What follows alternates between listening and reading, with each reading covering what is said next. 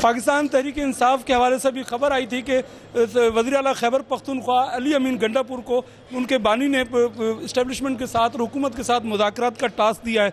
Governor Khyber Pakhtunkhwa अपने सूबे के वज़ीर आला की सियासी अहलियत और बसीरत पर पहले ही सवाल उठाते रहते हैं। अब उनसे जानेंगे PTI में क्या आपको लगता है कि अली अमीन गंडापुर को इस लेवल पर PTI इजाज़त दे सकते हैं या बानी की इजाज़त हो सकती है?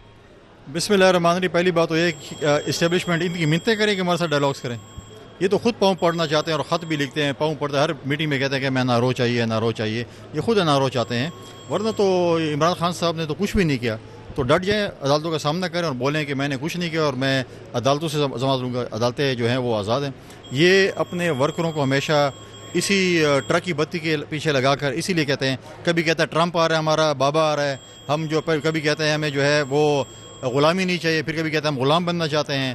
पहले अपना मौक़िफ़ दुरुस्त करें, पहले अपने अंदर जो है वो इत्तेफाक और इत्तेहाद पैदा करें। जैसे मैंने कहा कि PTI के 2 चैप्टर बन चुके हैं। एक मौलाना फजल रहमान के पाँव पड़ता है, दूसरा मौलाना फजल रहमान को बुरा भला कहता है।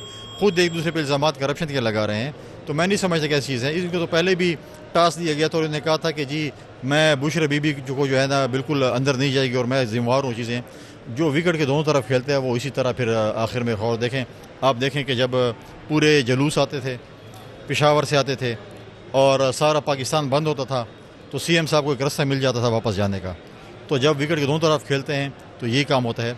तो ये बातें सिर्फ अपने पार्टी के वर्करों को ट्रक की बत्ती के पीछे लगाना है, बाकी कुछ नहीं है। अच्छा, मौलाना फजल रहमान को अब अपोजिशन जमातें अपने तहरीक का और अपनी जद्दोजहद का हिस्सा बनाना चाहती हैं, अपोजिशन ग्रैंड अलायंस का सरबराह बनाना चाहती हैं।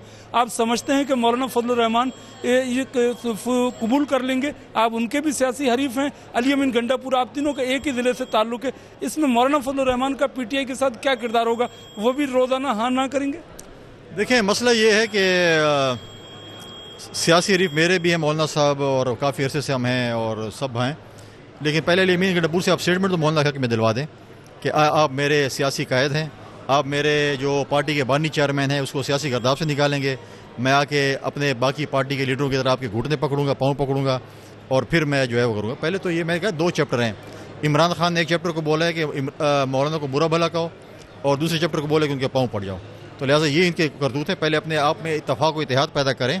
पहले तो PTI के अपने 5 फ्रेंचाइज़ हैं, अब ये पता नहीं कौन सी ऑथेंटिक फ्रेंचाइज़ है। और आपको ज़्यादा तजर्बा है लंदन और कराची की पार्टियों का, तो ये आप यहाँ पर भी KP और इस्लामाबाद की पार्टी है। कोई इन हाउस तब्दीली वहाँ अली अमीन गंडापुर के खिलाफ कोई PTI में ऐसे लग रहा है कि कोई ऐसी इत्तलात हैं कि वहाँ इन हाउस तब्दीली आने वाली है?